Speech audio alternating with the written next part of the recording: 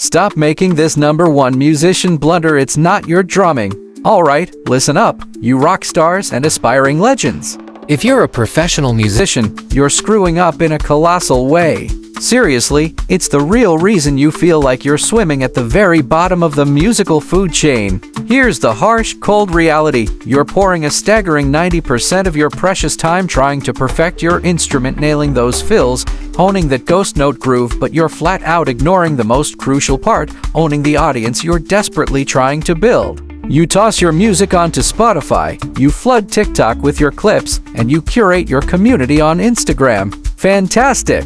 But let's be real for a second, those platforms don't work for you. You're just renting your fans from them, and they're the ones holding all the cards. They own the connection. They own the data. If the algorithm decides to go haywire, poof, you lose access to your audience. And if you lose your account, good luck reaching anyone ever again.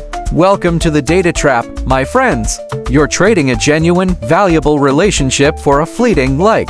That's why the biggest blunder a musician can make isn't a missed beat or some shaky chops. Oh no, it's way worse. The very first step to becoming more than a drummer or more than a musician is to set up one simple, yet mind-blowingly effective system, a place where you own your fans' contact info. Think an email list, a private chat, a text club. This is your personal broadcasting tower that nobody, and I mean nobody, can shut down. This is how you transform followers into die-hard fans and fans into loyal clients.